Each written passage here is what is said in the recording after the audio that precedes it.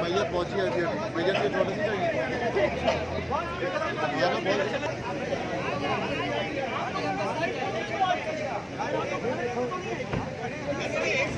गाड़ी अंदर आएगी जा सकती है भाई